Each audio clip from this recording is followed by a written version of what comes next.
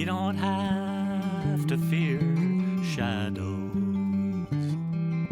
They just mean that there's a light shining right behind them, saying it'll be alright. You don't need to walk behind me or too far out in the lead. Just walk along beside me. You know that's all I need.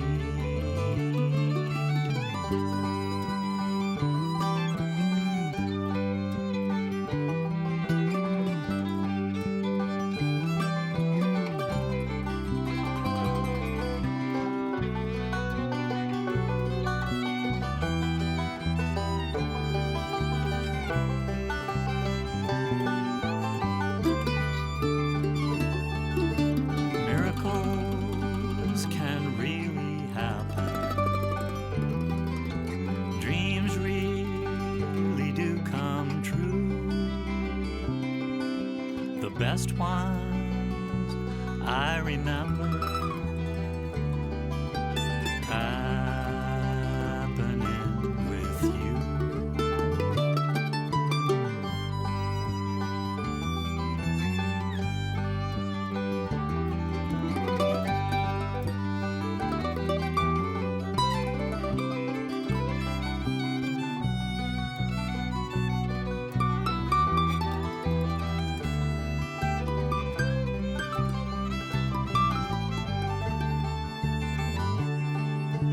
I've known you for so long.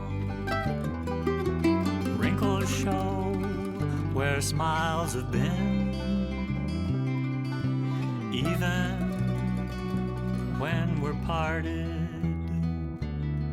you'll always be my friend.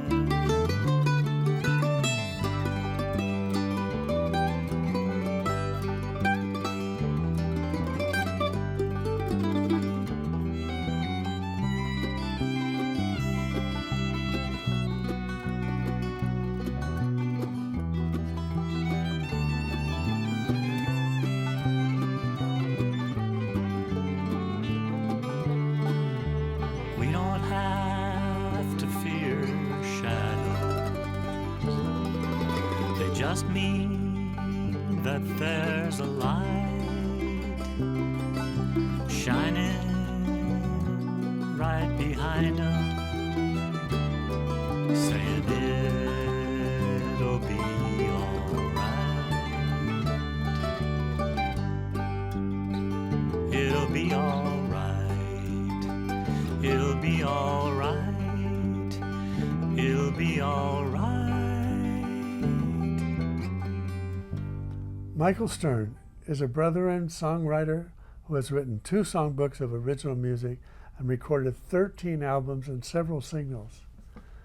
He is regularly featured as an artist at the annual Brethren Song and Story Fest in different places around the United States. He served in Dayton, Ohio as a Brethren volunteer service worker in his younger years, and during the war in Viet Nam was a draft resistor who actually went to trial for not complying with the Selective Service Act. And he was later ordered to perform alternate service. Hello, I'm Brent Carlson. Welcome to Brethren Voices. We have featured Mike Stern in a number of Brethren Voices programs over the years, but today is the first time we've actually been fortunate enough to have you in the studio. Mike, welcome to Brethren Voices. Thank you. I'm glad to be here. I want to talk about everything. I want to talk about your life. I want to talk about your history, your Brethren background, your younger years, your draft and alternate experience, alternate service experiences, and some of your educational history. So let's start with, where did you grow up and when did you become a Brethren? Well, I grew up in Tonasket, Washington. Both my parents were preachers' kids. Brethren preachers. Brethren kids. preacher kids. So I was pretty much raised in the Church of the Brethren at the Ellis Ford Church of the Brethren. So you could say you're a cradle brethren.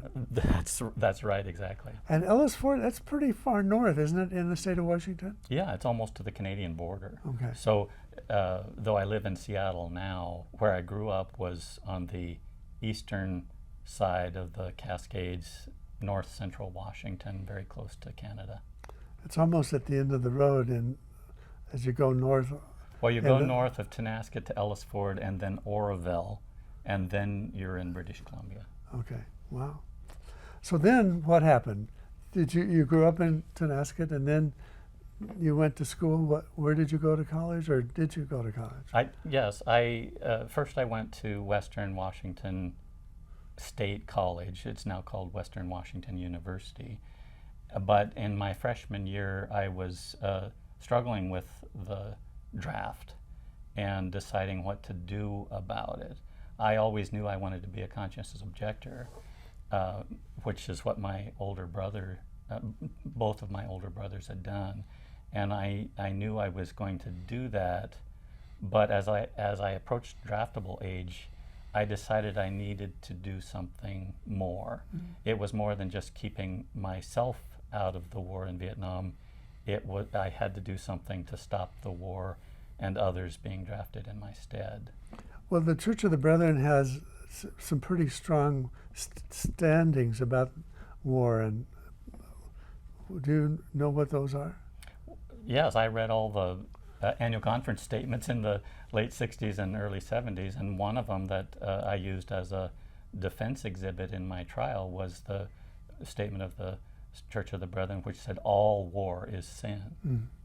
Sounds like a kind of Christian thing. Yes, very much. Where was the trial, and how long did it take? And did you have an attorney? What happens at a trial like that?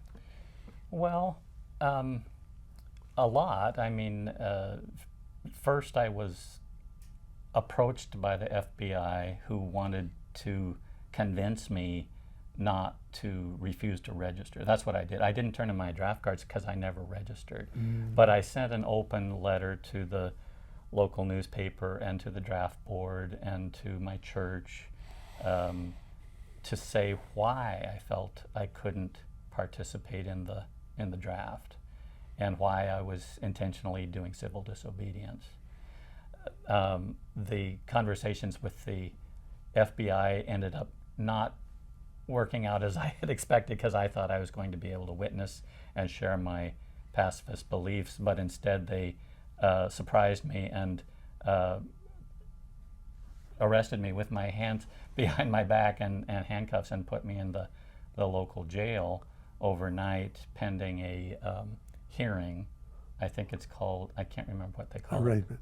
The arraignment, yeah. And to see if how much bail would have to be posted or whether I could be released on personal recognizance. That's one of my best memories, or most moving memories, was the turnout of local people of my parents' generation to speak to support you. Oh. And then some time later, you were taken to trial in Spokane. And yes. And then what happened during the trial? Well, I had a wonderful defense group that included Dale Brown, who that year was the moderator of the Church of the Brethren. For the whole country? Yes, the annual conference moderator.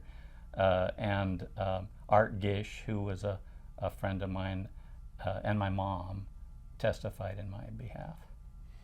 So what happened? Did they find you guilty, or? They did. It was a trial by jury.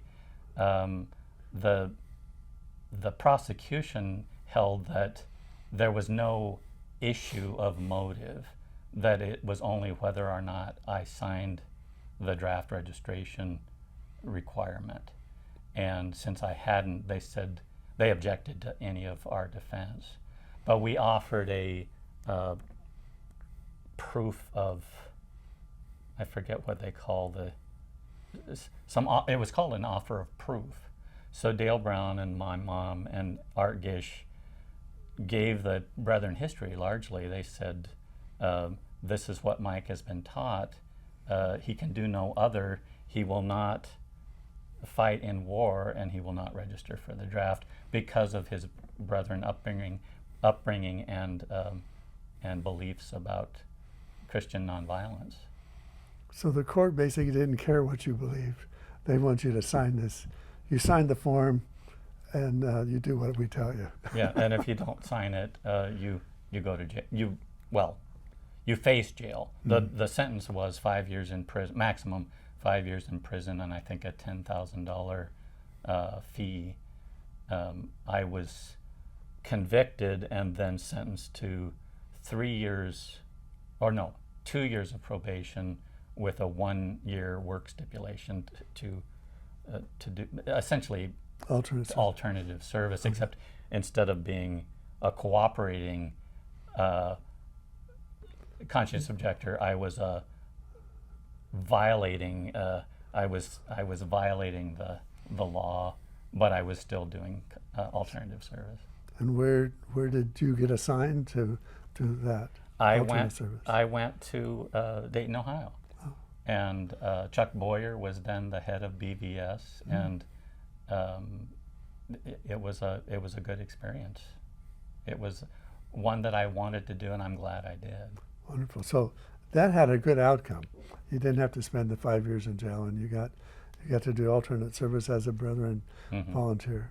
And I worked in a Head Start center, and it gave me skills to be a preschool teacher later, and gave me a lot of experience with young children. And it was outside of the rural small town that I grew up in. It was an inner city. It must have been a big city. Yeah, it was a big change, and I learned a lot about diversity and living in a big city. So then you went to where?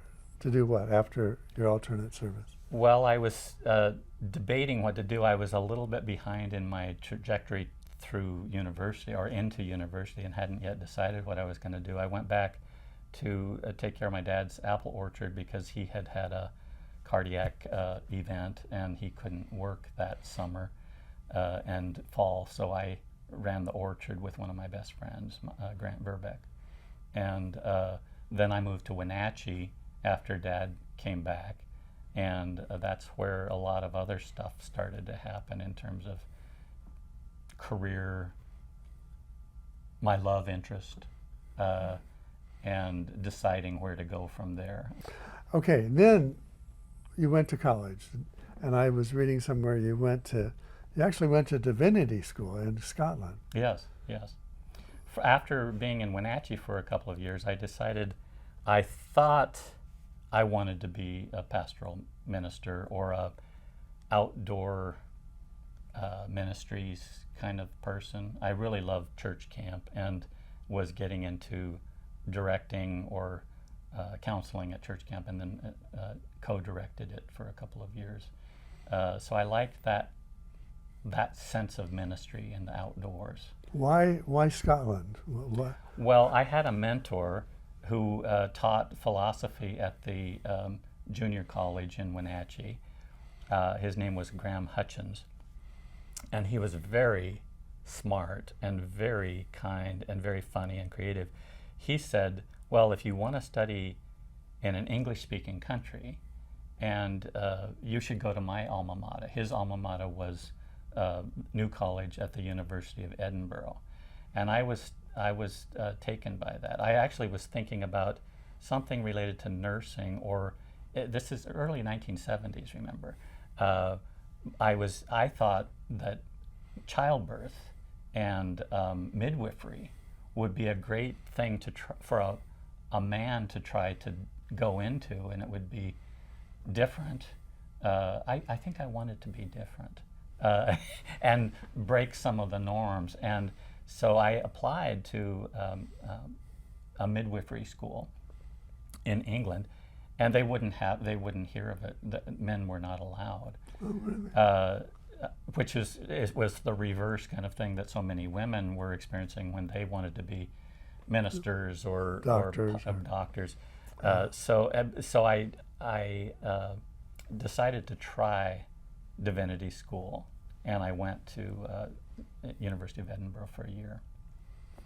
And then something happened because you didn't pursue the ministry? Well, I was in discussion with my love interest at the time. She still happens to be my love interest now, 46 years later. But Carol wanted to pursue her own career, and ministers' wives, if the minister was going to be a man and the wife was a woman, there was a certain kind of tradition or expectation of the spouse of a minister that Carol was pretty clear she had her own career in mind, and it wasn't a career as a minister's wife.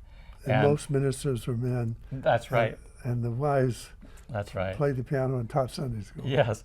And so I was very serious about her, but not quite as serious about pastoral ministry. And I still had a few things I was floating. I was thinking about orcharding or farming, and I was thinking about nursing.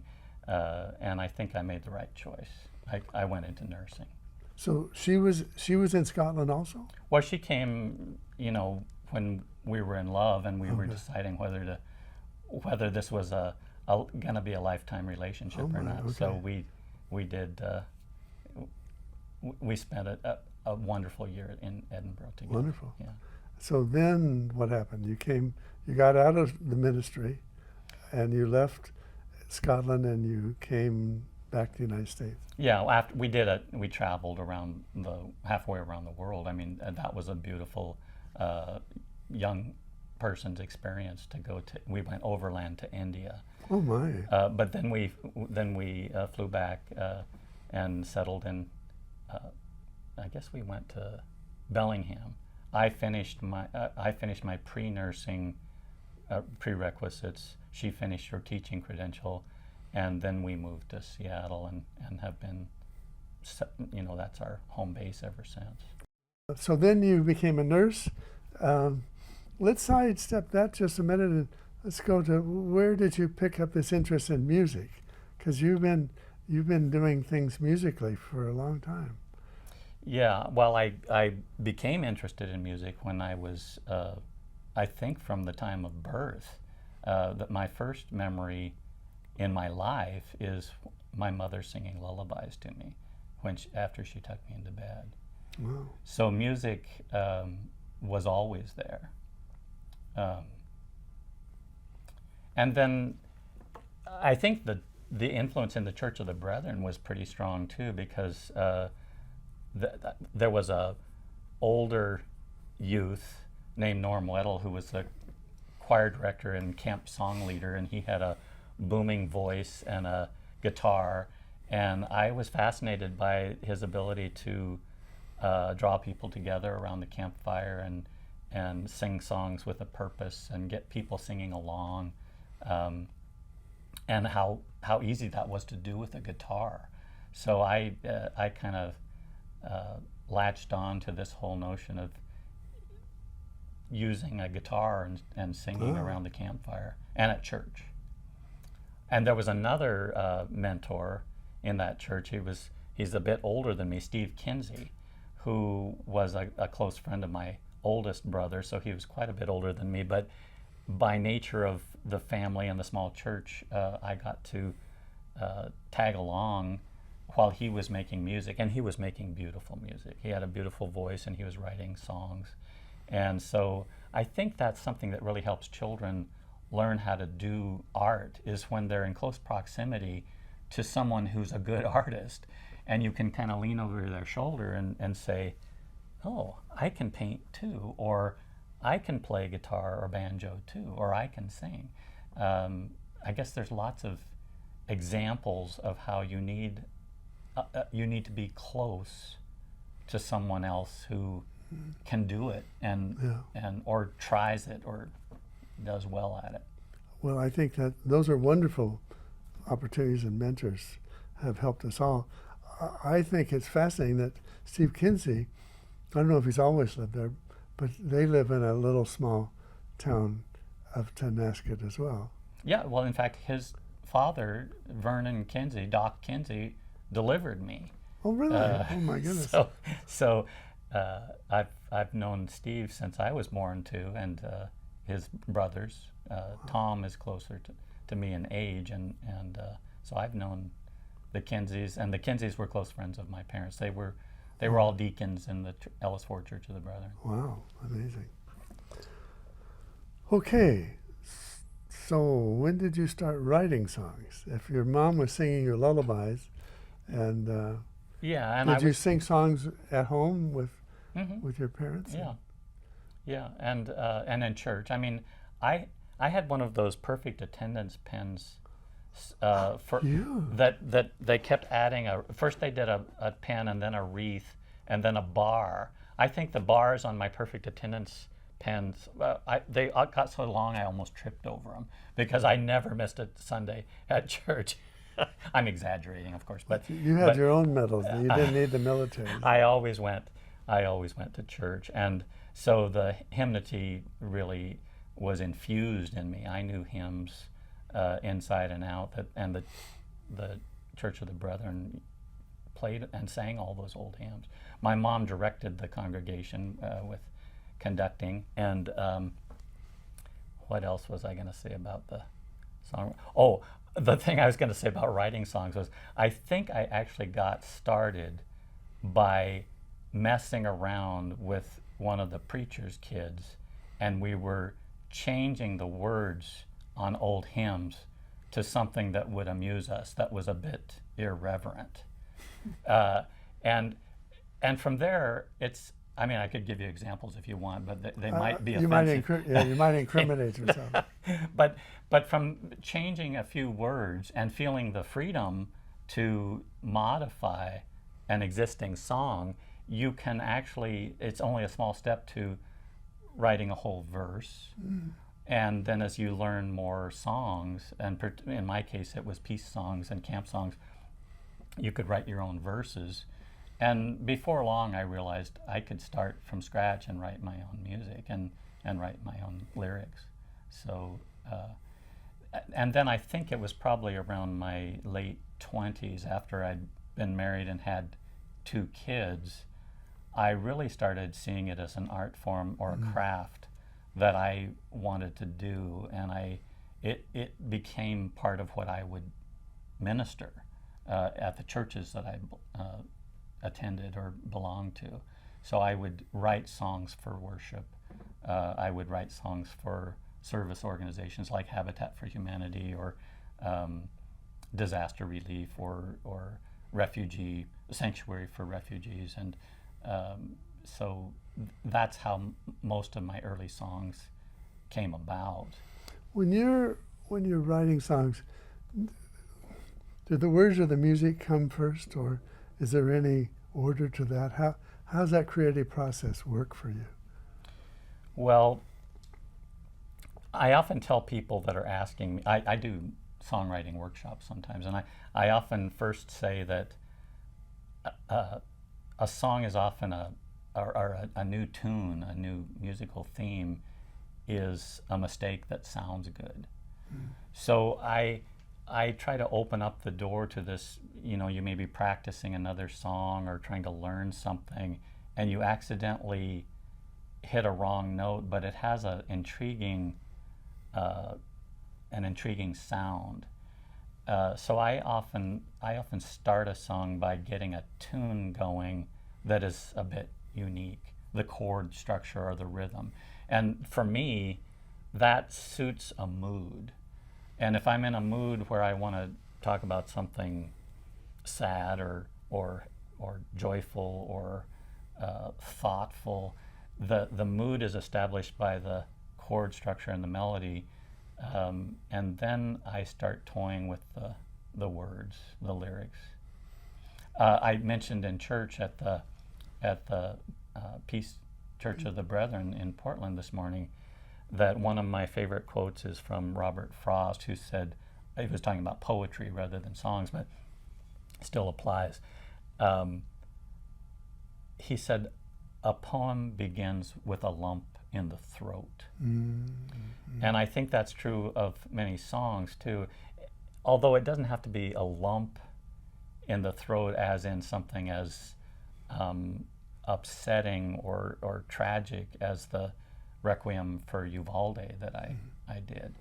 that's certainly a lump in the throat. But sometimes it's an emotion that you feel that is so, it's so important that you feel you have to sing about it. You have to write about it. It might be joy, it might be humor, it might be a current event or a historic event, but it's something that gripped you and kind of took your breath away, and then that's what I write about. I just recently discovered at my old age that almost all songs are poetry. They really are. So when you're writing a song, you're writing poetry, really, for the most part. And I like that comparison. I mean, sometimes early songwriters try to say too much. And so my reminder is often, don't try to say too much, because a song is not a sermon. It might be a short story, but you'll lose the interest of any listeners if you try to address a subject exhaustively and say too much or be too verbose. You have to find the essence of what you're trying to say and make it as clear and short as a poem or a very short story. Mike, thank you so much for being with us on Brother and Voices. Thank you. It's been great. Thank you, Brent. I like your talent and your music and your stories. Thank you. This is Brent Carlson. And Mike Stern, Wishing you peace and pass it on. This is one I wrote for children, and it's called, and I wrote it when I was in Australia and New Zealand. It's called Kangaroos and Koalas Came Calling.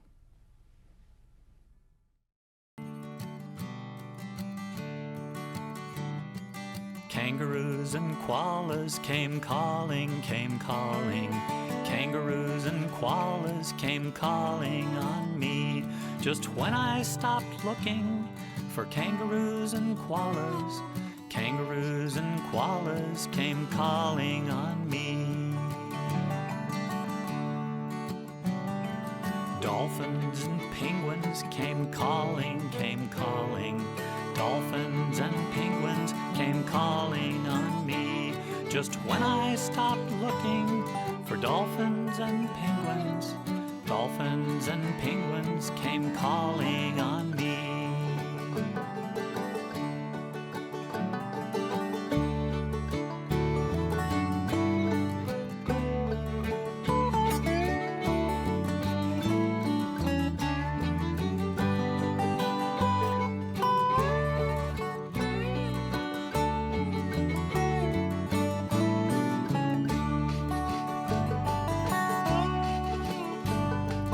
Pelicans and parrots came calling, came calling. Pelicans and parrots came calling on me. Just when I stopped looking for pelicans and parrots, pelicans and parrots came calling on me. Just when I stopped looking for pelicans and parrots, pelicans and parrots came calling on me.